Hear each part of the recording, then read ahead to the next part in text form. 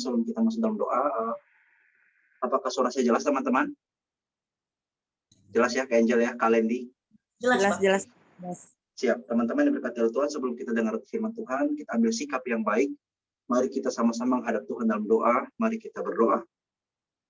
Terpujilah Tuhan Allah penyelamat hidup kami, Allah yang layak kami puji, layak kami sembah, segala kemuliaan hanya bagi-Mu. Kami bersyukur Tuhan, kami boleh ada sebagaimana kami ada sampai hari ini.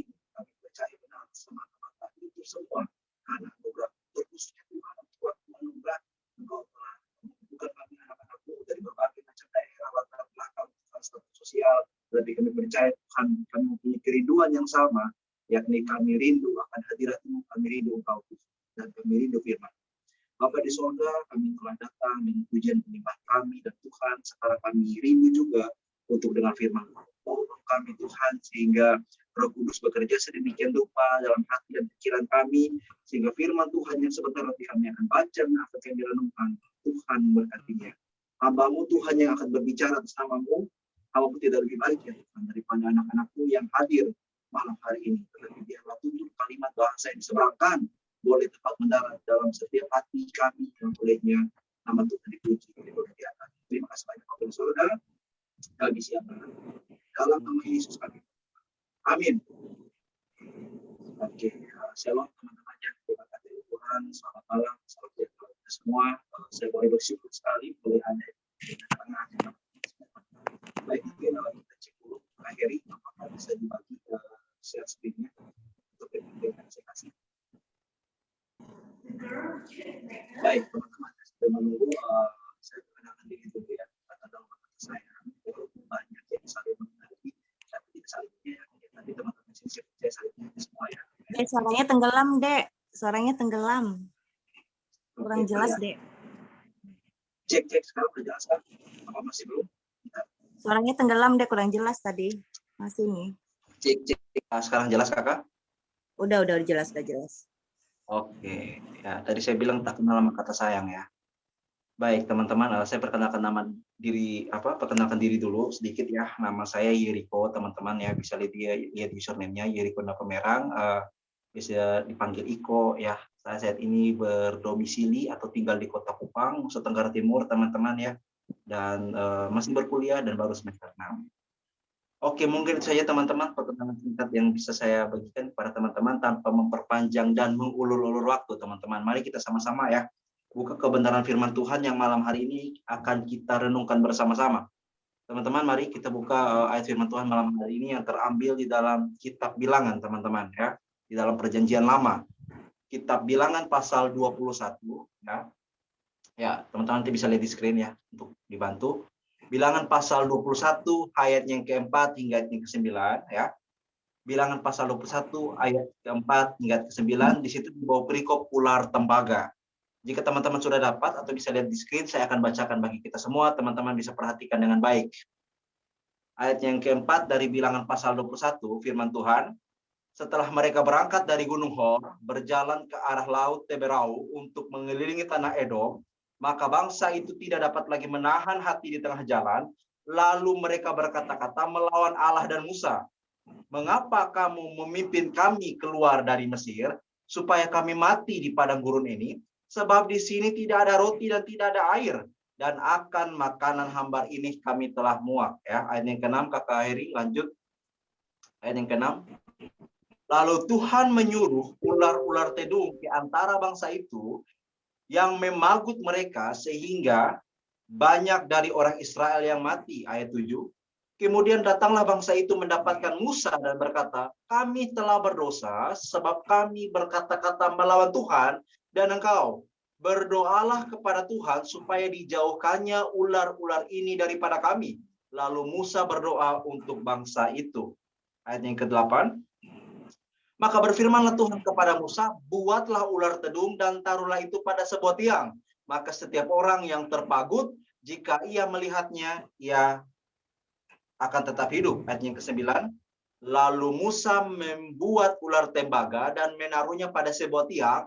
Maka jika seseorang dipagut ular dan ia memandang kepada ular tembaga itu, ya, tetaplah ia hidup. Demikian jauh teman-teman pembacaan firman Tuhan yang kita sudah baca ya, dan yang dikatakan berbahagia adalah setiap kita yang tidak saja mau baca, tidak saja mau renungkan, tapi mau menyimpan dalam hati dan melakukan dalam kehidupan kita semua hari lepas hari. Next saja Kak Heri ya. Tema yang aku mau bagikan atau saya bagikan kepada teman-teman, saudara-saudari malam hari ini ya, berbicara soal kasih. Nah, kalau ngomong soal kasih ini teman-teman ya, mungkin berbicara soal kasih ini bukan topik yang baru atau tema yang baru pertama kali teman-teman dengar. Ini mungkin topik yang tak terhitung kali teman-teman sudah dengar. Berbicara soal kasih. Tetapi tahukah teman-teman ya, berbicara soal kasih yang saya mau bagikan malam hari ini, kasih di sini bukan hanya merujuk kepada pemberian, tetapi kasih itu merujuk juga kepada keselamatan, merujuk kepada pemulihan hidup kita. Ya. Dan teman-teman tahu bahwa kasih yang mampu dan sanggup untuk memulihkan hidup kita, bahkan menyelamatkan hidup kita dari kebinasaan tentunya, yaitu hanya kasih yang hanya dapat diberikan oleh Tuhan saja. Ya, jadi tema malam hari ini yang saya akan bagikan kepada teman-teman ya, itu adalah kasih Allahku yang memulihkanku. Ya, teman-teman ya. Heri bisa lanjut slide-nya, Kak. Temanya adalah kasih Allahku yang memulihkanku ya, teman-teman ya. Dan mungkin firman Tuhan yang kita baca malam hari ini dalam kitab Bilangan pasal 21 ayat yang keempat sampai yang ke-9 ya, teman-teman mungkin sudah pernah dengar ya cerita-cerita soal ini atau firman Tuhan ini mungkin dari sekolah minggu soal ular tedung atau ular tembaga ya, teman-teman ya, di mana bangsa Israel ini diceritakan ya, saya coba berikan garis besarnya bahwa mereka ini adalah bangsa yang dipimpin oleh Allah langsung melalui hambanya Nabi Musa ya, untuk mengeluarkan mereka dari tanah jajahan, teman-teman, dari tanah Mesir menuju ke mana? Menuju ke tanah Kanaan. Amin ya, tanah yang dijanjikan Allah kepada mereka. Dan teman-teman tahu bahwa ternyata dalam perjalanannya bangsa Israel ini ternyata tidak apa ya istilahnya ya, tidak bisa merenungkan dengan baik betapa besarnya kasih Allah akan mereka. Ketika mereka itu dibawa keluar, bahkan dipimpin, dipanggil atau ditarik keluar dari tanah jajahan, dari Mesir, harusnya mereka sadar benar kalau itu adalah kasih Allah bagi mereka. Ya, teman-teman ya. Tetapi di sini kita lihat nyatanya dalam proses perjalanan mereka menuju tanah Kanaan, ternyata bangsa Israel ini, teman-teman, terlalu banyak bersungut-sungut, terlalu banyak menggerutu, ya. Jadi mereka ini seakan-akan tidak mau dipimpin oleh Allah. Nanti kita akan lihat ya poin-poinnya. Dan mereka ini juga melawan Tuhan dan juga melawan Musa. Ya, teman-teman ya. Teman-teman kalau tahu ya, dalam Keluaran 12 ayat ke-31 atau sampai 34 kalau tidak salah ya. Ada keterangan di sana disinyalir teman-teman bangsa Israel ini ya berada di Mesir itu kurang lebih atau pasnya itu 430 tahun. Ya. Jadi bangsa Israel itu ada di Mesir ketika dijajah oleh Mesir itu ya, itu kurang lebih 430 tahun lamanya. Ya, itu lama sekali teman-teman, 430 tahun ya. Lebih tua apa? Ibu kota kita bukan ya? Jadi 430 tahun itu terlalu lama sekali dan mereka itu dijajah selama itu, teman-teman. Dan ketika mereka ditarik keluar atau dipimpin Allah untuk keluar dari tanah jajahan, dalam proses perjalanannya karena mereka ini tidak taat kepada Tuhan, mereka menggerutu, mereka bersungut-sungut, akhirnya teman-teman tahu jarak sebetulnya ya yang dipimpin oleh Tuhan menuju Kanaan itu tidak terlalu jauh, tapi gara-gara ulah mereka itu mereka akhirnya terputar-putar di padang gurun itu selama berapa lama teman-teman? Sudah tahu ya, 40 tahun ya. Jadi itu ulah mereka sendiri. Teman-teman kita lihat di sini, kita akan belajar ya dari firman Tuhan malam hari ini yang sekiranya juga kita merenungkan, adakah atau apakah kita juga seperti bangsa Israel waktu itu ya.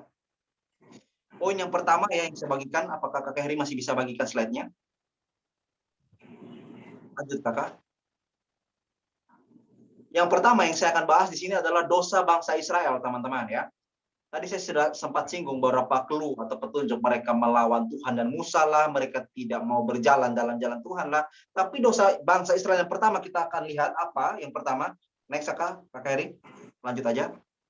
Yang pertama itu dosa dari mereka adalah berkata-kata melawan Allah dan Musa. Kita bisa lihat ya ayatnya itu di dalam Bilangan 21 ayat yang kelima. Next Kakak Heri, kita lihat di situ ya. Perhatikan ayatnya. Bilangan 21:5. Perhatikan kata-kata yang saya garis bawah itu ya, yang berblok merah. Lalu mereka berkata-kata melawan Allah dan Musa. Ya teman-teman ya. Yang pertama yang kita jumpai dari dosa bangsa Israel waktu itu, ketika dipimpin Allah keluar dari tanah jajahan, dari Mesir, adalah mereka ini berkata-kata bukan hanya melawan Allah, tapi juga melawan Musa. Yang kita boleh tarik dalam kehidupan kita, ya teman-teman ya, yang pertama ini adalah bahwa seringkali kita juga seperti itu, ya.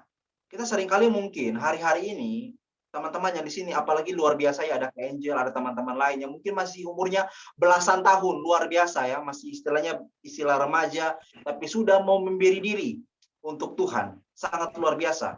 Itu luar biasa sekali. Jangan sampai kita mungkin bertobatnya atau kita mau datang kepada Tuhan saat kita sudah tidak berdaya. Selagi teman-teman masih ada kesempatan, datanglah padanya. Dan teman-teman tahu yang pertama ini mereka berkata-kata melawan Allah dan Musa. Kenapa? Karena begini teman-teman, kalau teman-teman baca selanjutnya, mereka bertanya, mengapa kamu memimpin kami keluar dari Mesir? Jadi secara implisit atau tidak langsung, mereka ini seakan-akan masih mau tinggal di Mesir, teman-teman. Mereka masih mau di tanah jajahan. Ini yang aneh dari bangsa Israel ya. Karena begini, dijajah itu tidak enak, teman-teman. Kita kalau merenungkan sejarah Indonesia, kita dijajah oleh Belanda dan Jepang, itu dijajah gila-gilaan, teman-teman. Tidak ada hak hidup, hak berbicara, hak berpendapat, tidak ada. Namanya jajahan atau dijajah, pasti kita itu secara gila-gilaan. Tetapi bangsa Israel ini, teman-teman, sepertinya kok masih mau ke sana, masih mau ke Mesir, masih mau ke tanah jajahan itu, teman-teman. Adakah teman-teman seperti ini, yang ketika mungkin ya, saya pribadi juga sudah bersyukur sekali boleh ada dalam pelayanan ya, atau kita sudah dipanggil oleh Tuhan dari gelap menuju terangnya yang ajaib, tetapi sudah dipanggil Tuhan, sudah ditarik oleh Tuhan, ketika kita ketemu proses ya, kita rasa-rasanya mau kembali kepada kehidupan lama, kembali ke dalam dosa. Adakah kita seperti itu? Makanya teman-teman dikasih oleh Tuhan, ketika teman-teman mau bertobat atau terima Tuhan Yesus, terima sungguh-sungguh. Amin. Teman-teman tidak bisa setengah-setengah. Teman-teman di sisi lain terima Tuhan Yesus, tapi di sisi lain masih hidup dalam dosa. Tidak bisa seperti itu. Amin. Ya. Makanya firman Tuhan malam hari ini mau mengingatkan kepada kita, ketika kita mengikuti Tuhan, tapi di sisi lain masih senang melakukan dosa atau hidup dalam dosa, kita menghina Tuhan atau kita melawan Tuhan. Amin. Inilah yang saya juga mau bagikan, bahwa teman-teman diberkati oleh Tuhan, ketika teman-teman entah di mana saja, mau online, mau offline, ibadah di mana saja teman-teman. Yang saya mau tekankan adalah bahwa ketika teman-teman ya datang pada Tuhan, saya berharap juga bahwa kita harus mempunyai kesiapan diri yang benar, hati yang benar, motivasi tujuan ikut ibadah yang benar. Amin, teman-teman.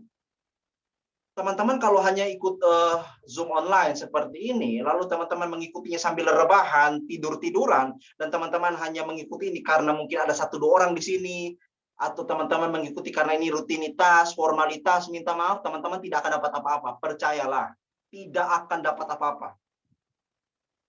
Karena berbicara ibadah, teman-teman, ini berbicara hubungan kita dengan Tuhan, kita datang kepada Tuhan. Amin. Makanya ketika kita mau datang ibadah atau kita mempersiapkan diri saat itu, persiapkan diri baik-baik, teman-teman. Jangan main-main. Oke? Jadi teman-teman diberkati oleh Tuhan, ya. Pertama, mereka ini berkata-kata melawan Allah dan Musa karena mereka itu menggerutu, mereka itu memprotes, kenapa Allah atau Musa ini membawa kami keluar. Teman-teman tahukah bahwa ketika proses dalam mengikuti Tuhan tidak semudah, tidak seenak yang teman-teman kira. Sangkal diri, pikul salib itu pasti. Amin. Jadi teman-teman jangan berekspektasi berlebihan bahwa oh ikut Tuhan itu pasti segalanya akan lancar-lancar saja, mulus-mulus saja. Amin. Bahkan mengikuti Tuhan itu pasti banyak tantangannya, rintangannya. Makanya kalau teman-teman sungguh-sungguh percaya Tuhan, ikut Tuhan, karena cinta Dia, bukan karena ada 1-2 hal yang teman-teman manfaatkan dari Dia, percayalah teman-teman mau menderita bagaimanapun, bahkan mau mati pun, teman-teman setia dengan Tuhan. Itulah cinta yang benar. Amin. Dan di sini teman-teman, yang pertama mereka ini melawan Allah dan Musa. Ya, teman-teman tahu bahwa dalam perjanjian lama, kalau ada nabi, ya, kalau ada nabi yang mereka itu berkata-kata sesuatu yang palsu, ya, mereka bernubuat sesuatu yang sebetulnya Tuhan tidak perintahkan, Tuhan tidak izinkan untuk dia berkata-kata atau berbuat. Nabi itu harus mati. Dalam PL itu kalau ada istilahnya nabi palsu itu pasti hukumannya mati. Mati, teman-teman ya. Kita lihat mungkin kita bisa bandingkan saja ya ayatnya. Kakak Heri bisa lanjut slide-nya ya. Di dalam Ulangan, teman-teman. Lanjut saja Kakak Heri, slide-nya. Ulangan 18, kita lihat di sana ayatnya. 18 ayat 20, di situ dikatakan, saya bandingkan ya ayatnya ini.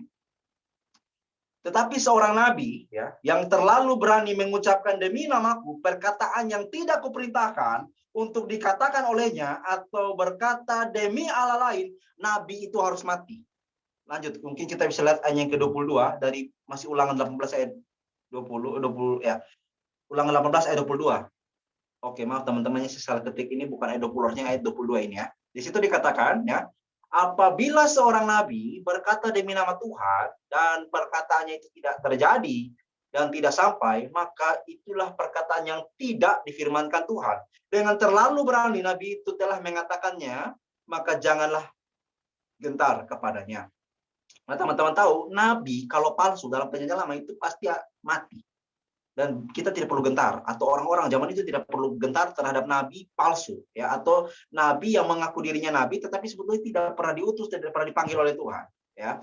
Itu nabi yang palsu, teman-teman. Tapi Musa ini nabi yang benar, nabi yang memang dari Tuhan langsung. Amin. Makanya teman-teman yang berkata oleh Tuhan, hari-hari ini kita tarik dalam kehidupan kita semua. Jika teman-teman mempunyai kakak-kakak rohani ya, teman-teman mempunyai siapa lagi ya, adik-adik rohani lah ya, atau orang tua, atau siapapun dia yang memang menuntun teman-teman ke jalan Tuhan, atau membawa teman-teman itu keluar dari sebuah kebiasaan buruk untuk kembali kepada jalan Tuhan, lebih baik teman-teman dengar mereka. Lebih baik dengar mereka. Amin. Ya. Karena mereka juga adalah alat dalam tangan Tuhan untuk memperpanjang karyanya bagi kita. Amin. Luar biasanya Tuhan kita itu. Amin. Kalau misalkan dia mau saja ya, istilahnya tidak perlu pakai kita bisa saja. Tapi yang luar biasa, Tuhan mau jadikan kita bukan hanya anaknya, tapi rekan sekerjanya. Luar biasa sekali teman-teman. Bagaimana kita beritakan Tuhan juga, Tuhan masih memakai kita. Makanya kita harus bersyukur benar-benar ketika kita sudah percaya dia. Ya. Jadi teman-teman yang saya bandingkan tadi, bahwa kalau dalam PL itu, kalau nabi yang palsu, mereka pasti mati. Ya. Tetapi Musa ya, itu adalah nabi yang benar. Tetapi walaupun nabi yang benar, bangsa Israel ini teman-teman tidak mendengarkannya, bahkan melawan kepadanya. Teman-teman yang berkata oleh Tuhan, saya juga mau bagikan satu hal penting malam hari ini, seputaran nabi, bukan nabi ya, tapi seputaran pemberitaan firman Tuhan pada kita semua. Hari-hari ini teman-teman kita menjumpai terlalu banyak orang mengklaim dirinya, menjustifikasi dirinya, atau melabelisasi dirinya adalah hamba Allah, adalah hamba Kristus. Saya hamba Tuhan, saya hamba Kristus. Tetapi teman-teman yang berkata oleh Tuhan, hamba Kristus atau hamba Tuhan yang menjadi pandangan atau dari sudut pandang Alkitab itu yang seperti apa?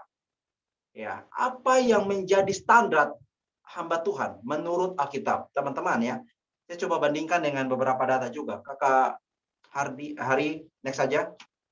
Heri next saja. Saya bandingkan ya dalam surat Galatia ya. Ini sebelum saya lanjut, ini berbicara teman-teman ya soal Paulus yang dia itu marah kepada jemaat di Galatia karena mereka itu lekas berbalik dari Injil sejati yang Paulus beritakan kepada mereka dan mengikuti Injil lain. Nanti saya akan jelaskan Injil lain itu apa. Dan teman-teman, nanti kita akan lihat menurut surat Galatia ini, hamba Kristus atau hamba Tuhan yang benar atau sejati itu seperti apa. Kalau kita lihat dalam Galatia 1 ayat 6, di situ dikatakan, perhatikan ayatnya, aku heran ya, bahwa kamu begitu lekas berbalik daripada dia yang oleh kasih karunia Kristus telah memanggil kamu dan mengikuti suatu Injil lain. Ayat yang ke-7. Yang sebenarnya bukan Injil, hanya ada orang yang mengacaukan kamu yang bermaksud untuk memutarbalikan Injil Kristus. Ayat yang ke-8. Tetapi, Paulus katakan, sekalipun kami atau seorang malaikat dari sorga yang memberitakan kepada kamu suatu Injil yang berbeda dengan Injil yang telah kami beritakan kepadamu, terkutuklah dia. Ayat yang ke-9. Seperti yang telah kami katakan sekali lagi, ya, seperti yang telah kami katakan maksud saya, dahulu Sekarang kukatakan sekali lagi, jikalau ada orang yang memberitakan kepadamu suatu Injil yang berbeda dengan apa yang telah kamu terima, terkutuklah dia. Apa sih yang telah kamu terima? Apa sih Injil yang sejati? Apa sih Injil yang palsu? Teman-teman, yang saya mau katakan juga, yang tadi saya bilang tadi di awal, bahwa terlalu banyak orang mengatakan dia hamba Kristus atau dia hamba Tuhan. Tetapi kalau dia benar-benar hamba Tuhan, dia hamba Kristus, perhatikan khotbahnya atau sharingnya. Benarkah kalau dia hamba Kristus, dia lebih banyak berbicara soal Tuhan, lebih banyak berbicara soal Yesus, atau berbicara soal dirinya sendiri? Saya. Atau berbicara Tuhan, Tuhan, Tuhan, Tuhan. Amin. Ketika kita dikatakan hamba Kristus atau hamba Tuhan, yang paling banyak atau yang menjadi otoritas tertinggi dalam pemberitaan kita, tingkah laku kita harus Tuhan Yesus. Amin. Teman-teman juga yang saya mau bagikan bahwa ada juga ya, ini menjadi memprihatinkan sekali karena ada orang ya yang mengatakan bahwa contohnya Injil yang sejati, kita percaya bahwa Tuhan Yesus adalah satu-satunya jalan menuju surga. Amin, teman-teman. Kita aminkan ya. Tuhan Yesus menjadi satu-satunya jalan menuju kepada surga, atau kita selamat hanya melalui Tuhan Yesus. Bukan karena siapapun, bukan karena perbuatan baik kita, hanya iman kepada Tuhan Yesus. Tetapi celakanya banyak orang, bahkan dari Kristen sendiri, mengatakan bahwa Tuhan Yesus itu bukan satu-satunya jalan. Tuhan Yesus itu hanya salah satu jalan. Orang bisa selamat dengan kepercayaan mereka masing-masing, katakannya seperti itu. Ya. Atau juga bisa dikatakan bahwa mereka itu selamat, ya, bisa dengan mereka itu berbuat baik tanpa percaya Tuhan Yesus. Benarkah begitu, teman-teman? Ya. Kalau misalkan saja ada cara lain selain percaya Tuhan Yesus.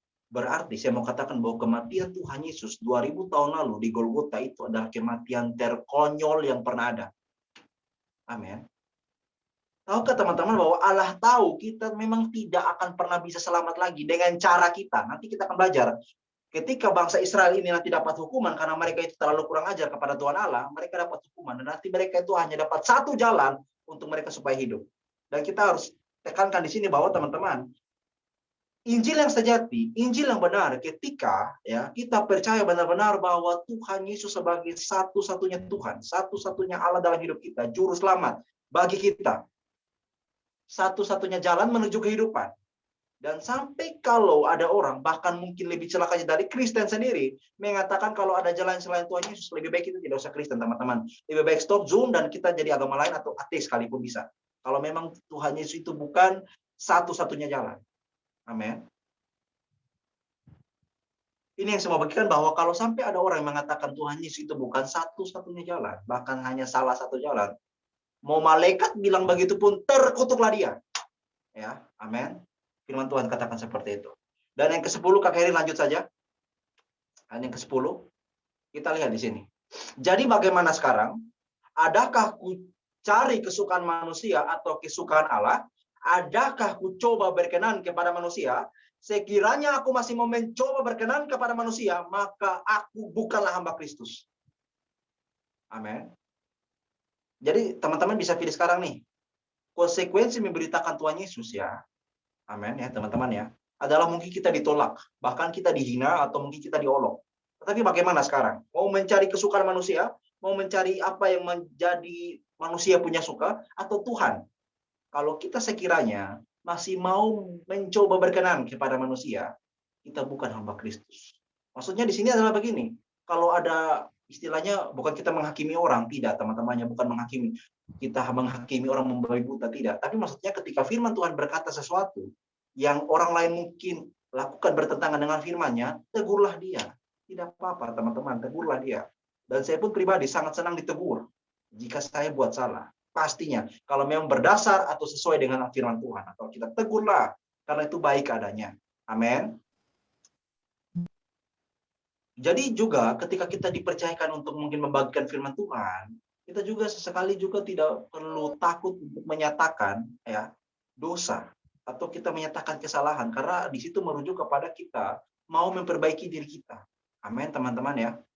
Dan Injil yang sejati yang tadi saya bagikan di situ ya, bahwa kita lihat sendiri, adakah benar-benar kalau kita adalah hamba Tuhan, kita memberitakan Tuhan atau memberitakan yang lain?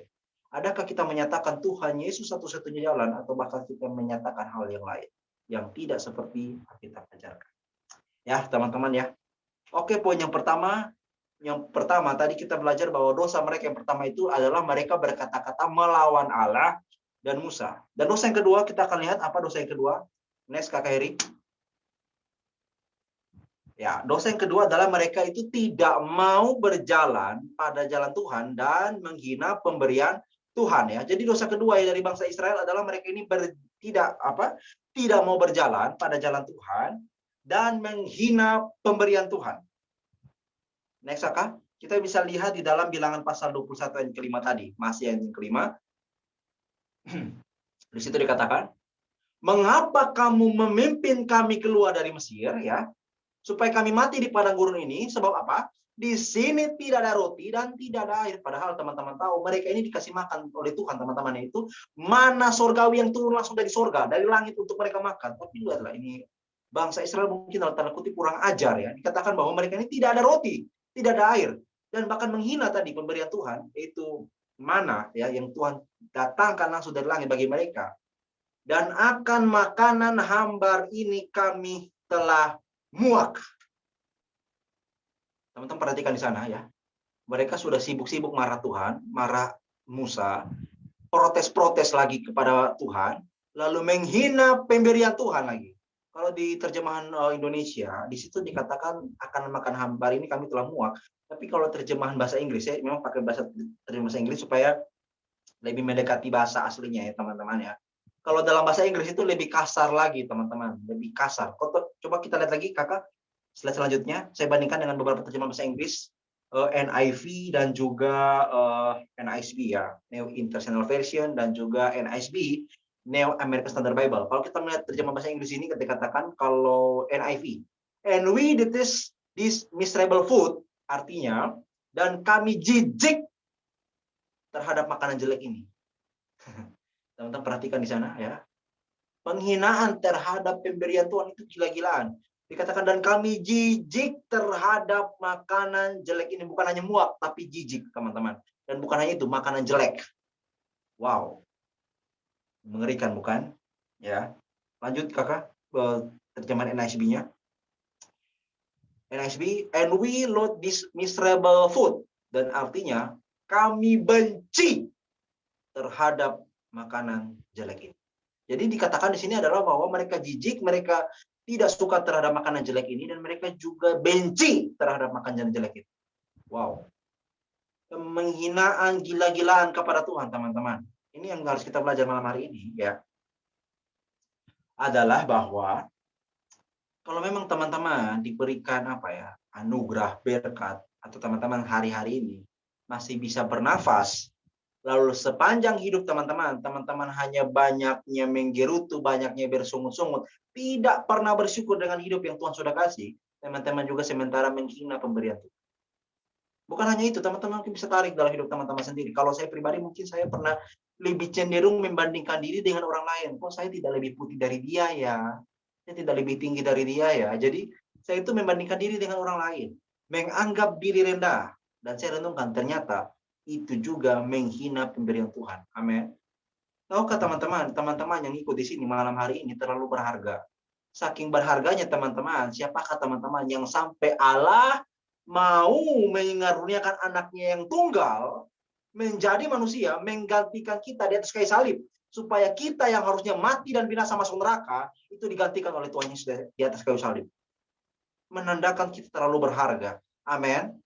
Ada Kakak Angel di sini, ya. Saya bersyukur sekali, walaupun Kakak Angel mungkin disuruh atau mungkin secara tiba-tiba, tapi luar biasa Kakak Angel masih mau memberi yang terbaik bagi Tuhan.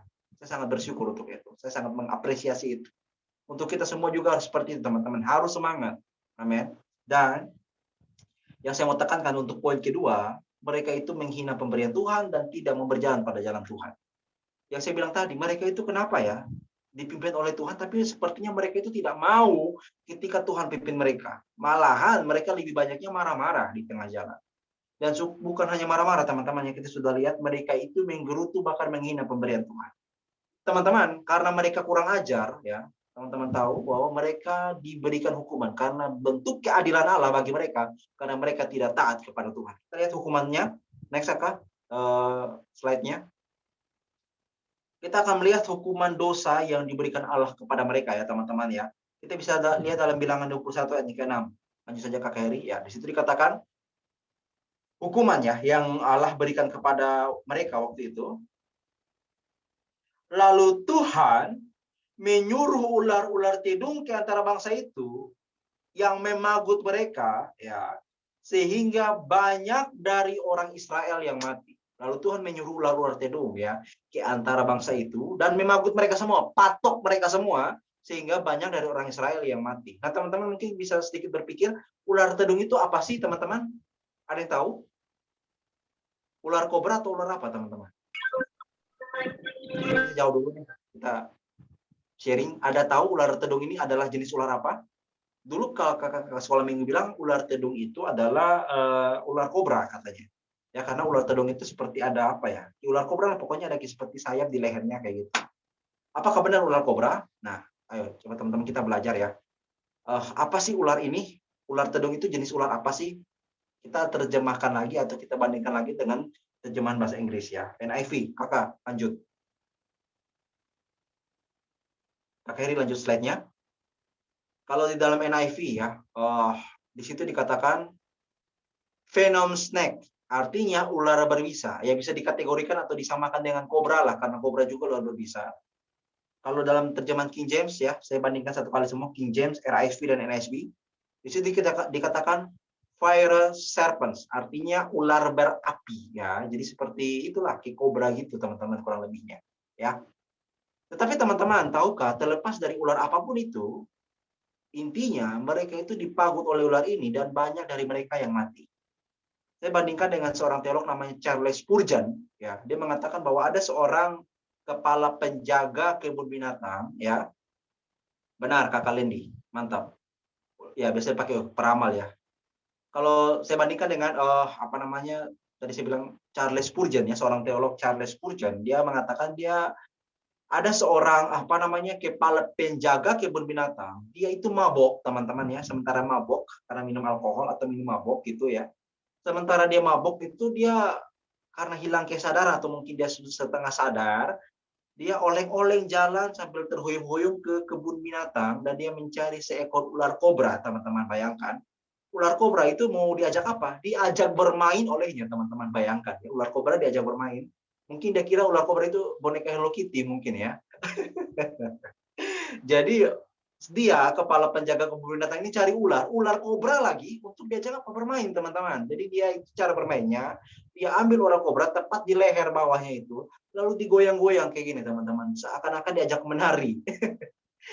Teman-teman tahu namanya ular ya. Ular ini teman-teman, bukan boneka ya, bukan robot-robotan, ini ular benaran, kobra. Itu langsung patok atau pagut tepat ketika sementara goyang tepat di kepala kening dari kepala penjaga kebun binatang, teman-teman. Teman-teman tahu ketika dipagut atau dipatok tepat di kepala di tengah sini ya kira-kira ya.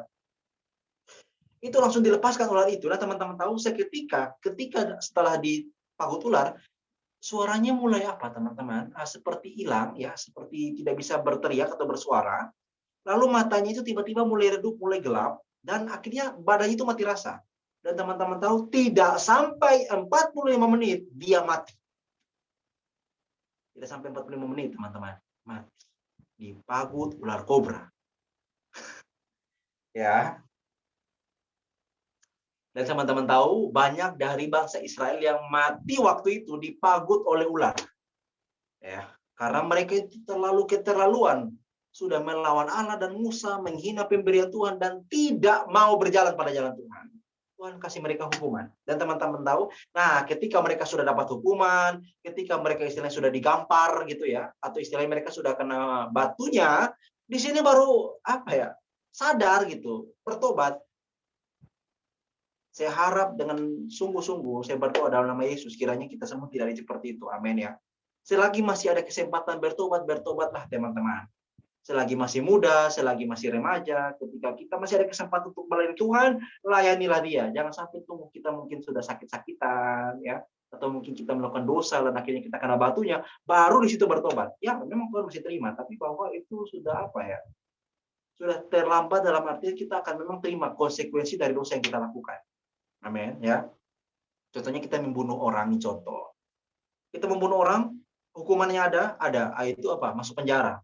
Masuk penjara, apakah kita datang kepada Tuhan, Tuhan terima? Tuhan pasti terima kok. Tuhan sayang kita. Seberdosa apapun, ketika memang kita sungguh-sungguh bertobat, Tuhan terima. Tetapi kalau kamu memang pembunuh, hukuman dalam dunia ini tetap akan berjalan. Itu konsekuensi dari dosa. Makanya teman-teman, jika oleh Tuhan, selagi masih ada kesempatan, selagi masih sehat, dan selagi masih kuat, hidup ini harus jadi berkah. Ya.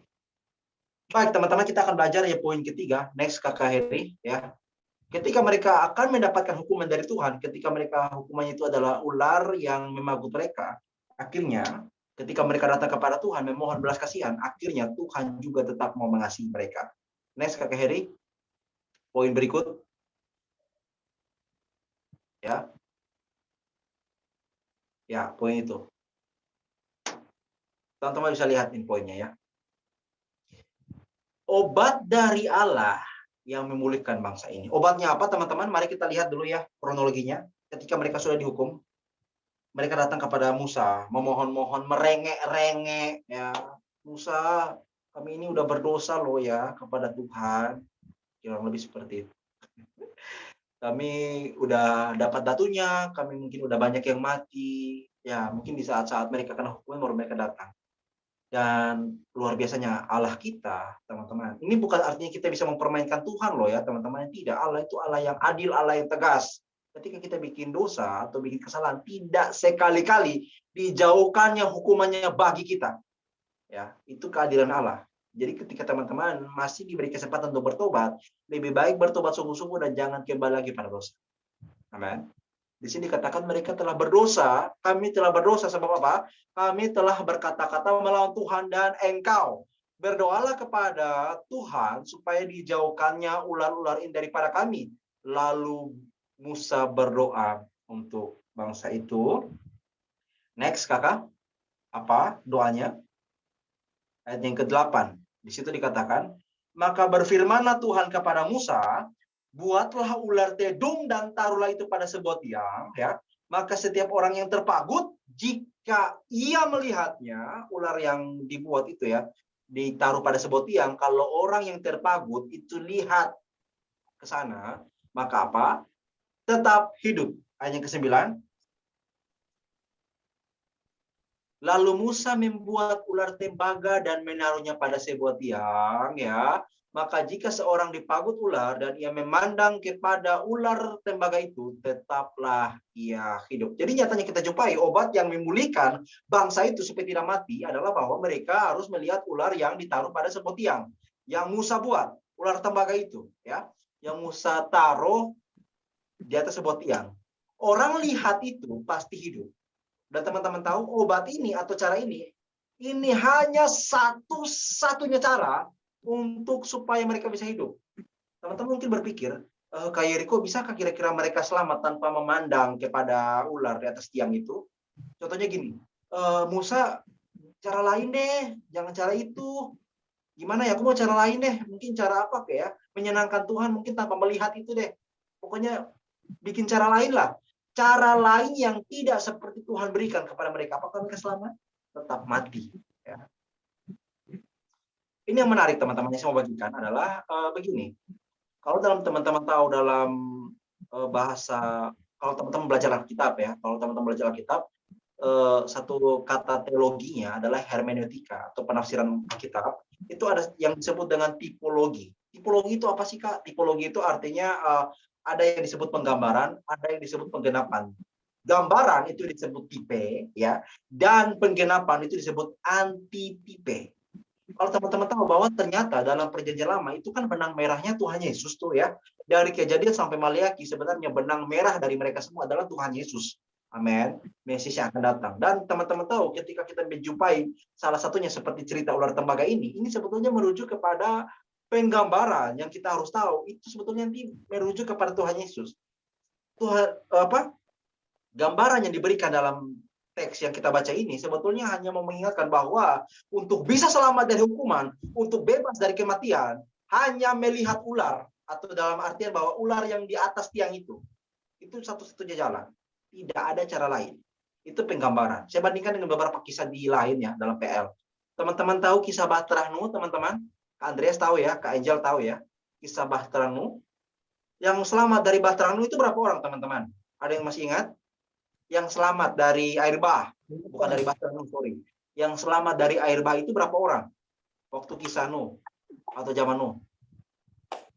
Ada yang 8. masih ingat? 8 7. orang ya, kakak ya. 7 8 pada orang 8, itu 7. siapa-siapa 8 ya, orang, Kak. 8 orang, 8 Kak. orang itu siapa-siapa, Kak ya? 8 orang. 8 orang itu adalah, kita tahu Nuh, siapa lagi? Istri, Sem, anak. Sem, Ham lagi. Ham ya, teman-teman ya. Sem, Ham, dan Yafet. Nuh, ketiga anak dan istri masing-masing, teman-teman, yang selamat dari air bah. Dan teman-teman tahu, mereka selamat dari air bah itu mereka harus gunakan apa, teman-teman? Bahtera, bukan? Amin ya. Nah, teman-teman tahu, untuk selamat dari Bahtera, untuk selamat dari air bah, selamat dari air bah maksud saya, itu mereka harus gunakan apa? Hanya menggunakan Bahtera.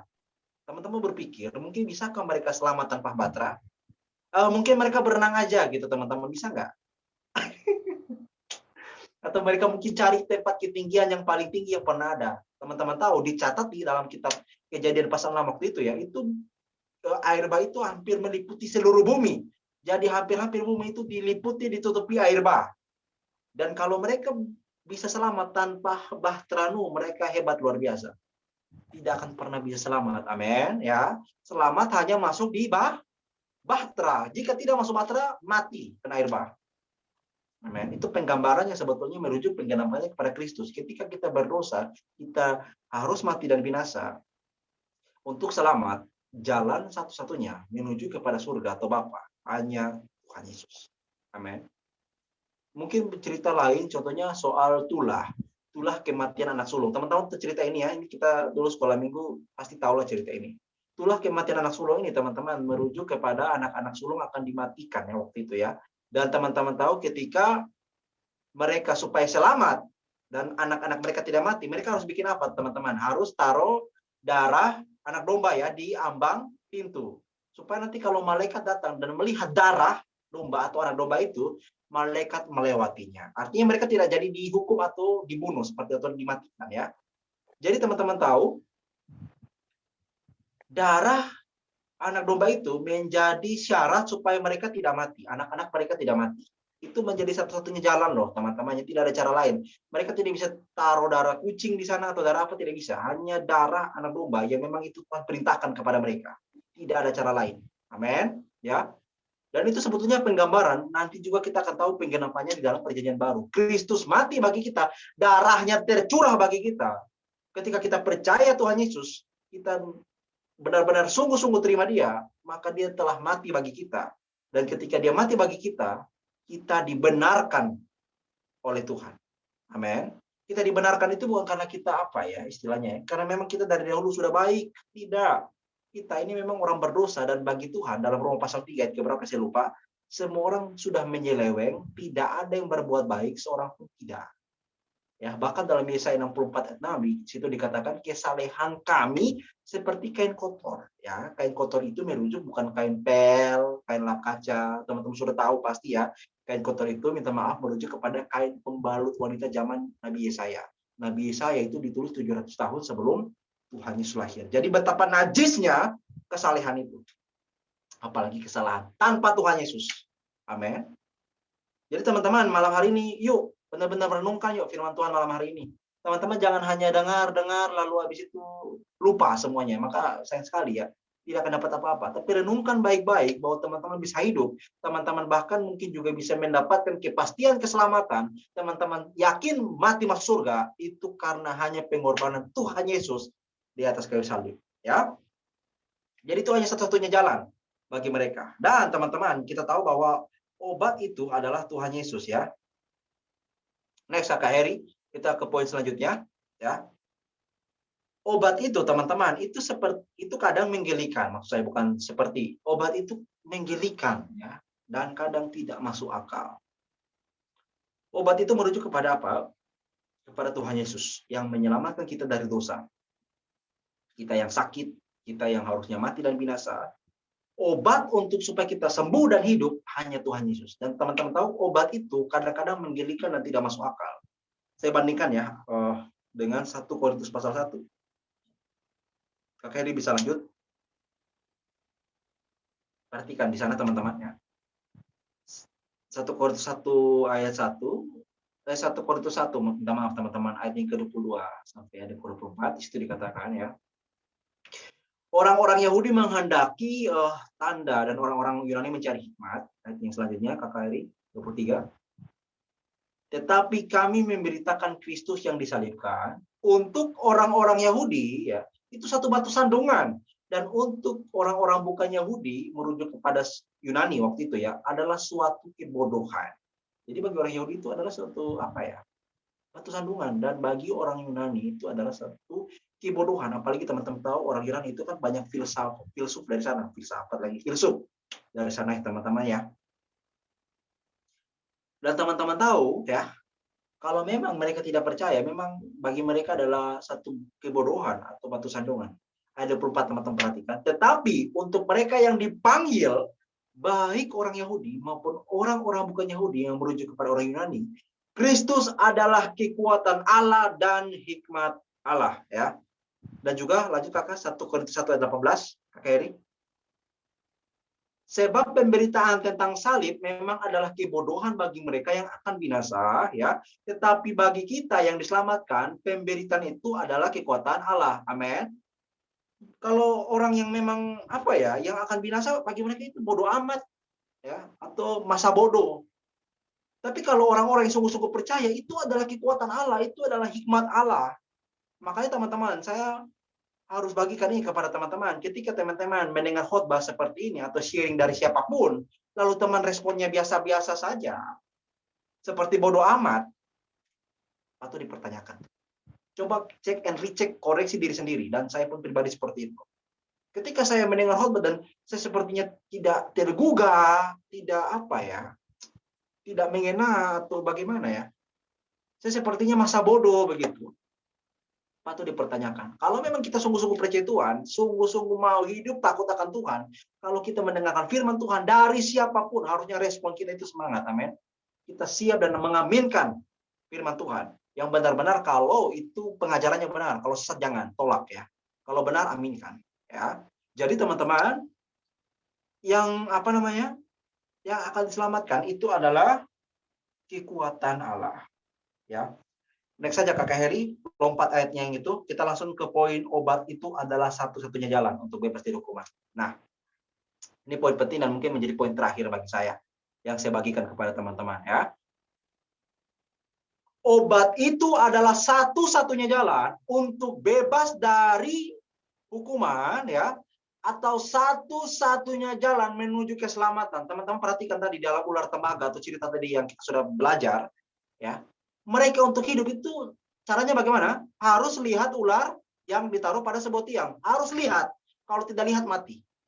Itu satu-satunya cara, tidak ada cara lain. Kamu mau mungkin menangis sampai menangis darah pun, kalau tidak lihat mati. Jadi obat itu adalah satu-satunya jalan untuk bebas dari hukuman dan satu-satunya jalan untuk menuju keselamatan. Dan teman-teman tahu, ini merujuk kepada siapa? Merujuk kepada Tuhan Yesus. Tuhan yang kita sembah, Tuhan yang kita cintai dan kita kagumi luar biasa, karena Dia benar-benar Tuhan yang menyayangi kita. Dia mengerti kita. Allah peduli, Allah mengerti. Teman-teman tahu, Allah bisa mengerti, Allah bisa peduli karena Dia sudah datang menjadi manusia. Dia pernah menangis, Dia pernah lapar, Dia pernah diejek, Dia pernah diolok, bahkan Dia pernah mati karena kita. Makanya Dia mengerti kita. Tuhan kita luar biasa. Amin. Makanya teman-teman, kalau meninggalkan Tuhan Yesus hanya karena uang, hanya karena pacar, teman-teman adalah manusia paling malang dari segala manusia. Amin. Ya. Obatnya cuma Tuhan Yesus, dan kita lihat beberapa data pembanding ya. Kakak lanjut ayat berikut.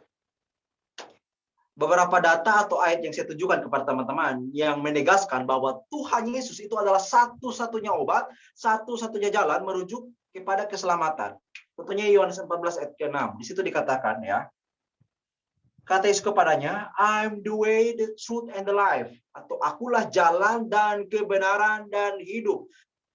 Tuhan Yesus mau katakan ini, artinya bahwa di luar Tuhan Yesus, teman-teman, tidak ada jalan. Di luar Tuhan Yesus tidak ada kebenaran, dan di luar Tuhan Yesus tidak ada hidup. Teman-teman bisa hidup kalau Tuhan Yesus? Mungkin teman-teman hidup menghembuskan napas di dunia ini, tapi mati, teman-teman tidak akan menemukan kehidupan kekal itu. Yang ada kematian kekal. Kalau tanpa atau tidak ada Tuhan Yesus dalam hidup teman-teman. Ya, jalan kebenaran hidup, tidak ada seorang pun yang datang kepada Bapa atau sampai kepada Tuhan atau kepada Bapa di surga ya, kalau tidak melalui Tuhan Yesus. Next kakak, kita bandingkan juga ya dalam Kisah Para Rasul 4 ayat 12, di situ dikatakan, dan keselamatan tidak ada dalam siapapun juga selain di dalam Dia, sebab di bawah kolong langit ini tidak ada nama lain yang diberikan kepada manusia yang olehnya kita dapat diselamatkan. Amin, teman-teman. Keselamatan tidak ada dalam siapapun juga. Tidak ada dalam siapa pacarmu kah, gembalamu kah, tidak ada dalam siapapun juga.